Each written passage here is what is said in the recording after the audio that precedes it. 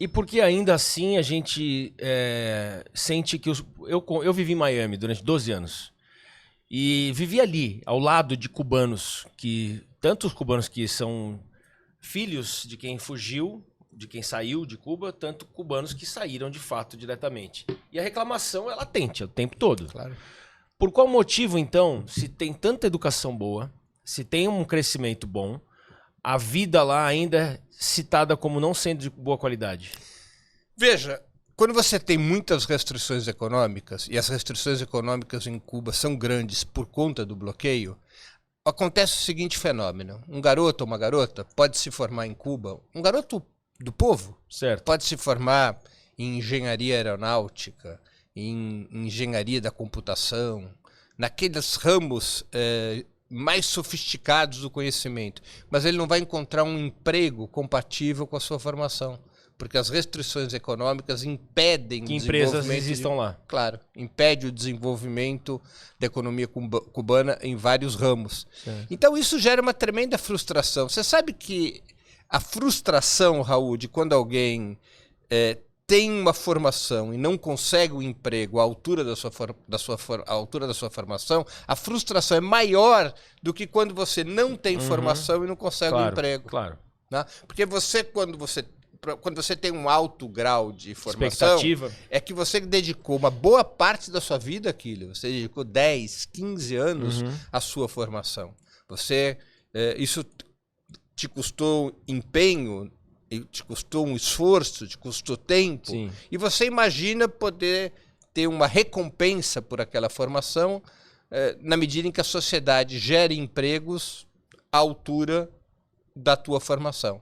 Quando há uma contradição entre o nível de formação e oferta de empregos, isso gera muita frustração. Então, isso acontece muito em Cuba hoje. E essa situação, ela seria, de alguma maneira, reversível somente se houvesse uma mudança no sistema de política, ou seja, saísse do socialismo, fosse mais para um lado de capitalismo, aceitando Não, eu acho acordos. que a saída para Cuba teria uma solução para os seus problemas se os Estados Unidos levantassem o bloqueio contra Cuba. Esse é o grande impeditivo. Isso é o que impede Cuba de se desenvolver. Porque Cuba, por exemplo, não tem acesso a crédito nenhum no mundo. Cuba tem que pagar à vista. Ela não pode acessar recursos creditícios. Uma empresa que tenha uma empresa brasileira, vamos citar um exemplo, que tenha negócios com os Estados Unidos, ela não pode comercializar com Cuba.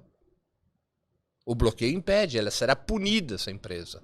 Um banco sediado na Europa, que tenha filiais nos Estados Unidos, se ele transitar pagamentos para Cuba ou pagamentos de Cuba, ele pode ser punido nos Estados Unidos.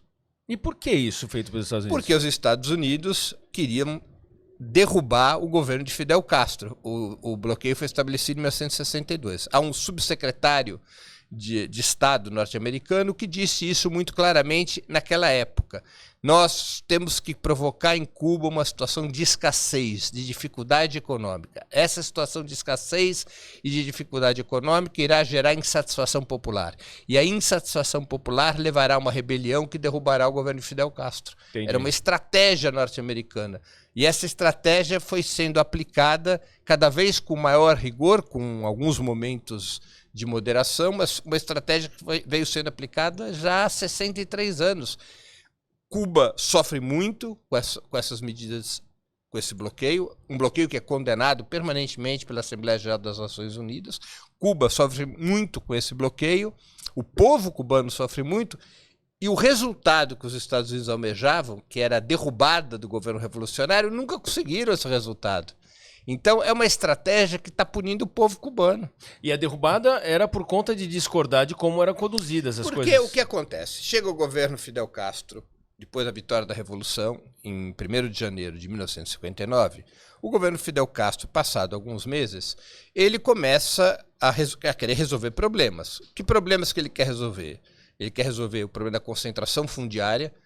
Uns poucos grandes latifundiários, incluindo norte-americanos, controlavam as terras. Isso era um grave problema. Você tinha um campesinato sem terra em Cuba. Então, Fidel Castro realiza a reforma agrária. Isso prejudica os proprietários de terra os latifundiários locais, incluindo latifundiários norte-americanos. Que os que saíam de Cuba falando que tinham 5 fazendas, né? Que falavam que Cuba tinha 50 andares, né? Claro. Então esses saíram, né, de Cuba, eles foram prejudicados pela Revolução. Segundo, o governo de Fidel Castro combateu duramente a máfia. A máfia italiana tinha uma ramificação poderosíssima dentro de Cuba, controlava o turismo cubano. E essa máfia italiana tinha muita influência na política norte-americana. Quando ela é golpeada em Cuba, ela reage se somando àquelas forças políticas que tinham sido derrotadas pela Revolução liderada por Fidel Castro e que buscaram imediatamente exílio nos Estados Unidos. Terceiro, em represália às medidas que os Estados Unidos começam a tomar contra Cuba, Fidel Castro nacionaliza as empresas norte-americanas em Cuba. Né? Ele atua contra empresas norte-americanas em Cuba, na medida em que os Estados Unidos buscavam já sufocar a economia cubana. Qual era a lógica dos Estados Unidos? Era a plena Guerra Fria, a Revolução Cubana aparentemente fazia com que o país se aproximasse da União Soviética e os Estados Unidos quiseram impor o máximo de pressão sobre Cuba para impedir esse alinhamento com a União Soviética. Sim. Os Estados Unidos cometeram um grave erro, porque ao tomarem medidas tão duras contra Cuba, eles empurraram Cuba para uma aliança com a União Soviética. Não era inevitável que Cuba se alinhasse à União Soviética depois da Revolução.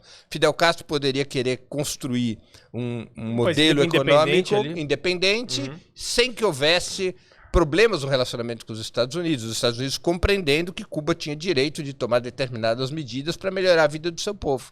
Mas não, os Estados Unidos reagiram duramente, adotando desde o início medidas de bloqueio contra Cuba. E Cuba acabou se aliando à União Soviética e declarando o caráter socialista da sua revolução. Mas respondendo à tua pergunta anterior, não é? Que eu acho que merece uma resposta muito clara. Eu não creio que o socialismo seja um problema em Cuba, ao contrário, exatamente por Cuba ser socialista, é que ela tem um nível educacional, um padrão de saúde, um padrão cultural, um padrão de segurança pública muito melhores do que o Brasil, por exemplo, ou que a Argentina, ou que o Chile, ou que qualquer outro país da América Latina. Você pode caminhar à noite em Cuba, mesmo quando falta luz, e você não vai ser roubado. Ah, segurança pública? A segurança é impecável. É mesmo? Não há, porque o nível educacional é muito alto. Entendi. O melhor remédio para a segurança pública é elevar o nível educacional. Sabe por que? O melhor remédio para tudo, né? Para tudo. Mas sabe por que funciona no caso educacional? Porque o ser humano, ele opera com a capacidade de autocontenção.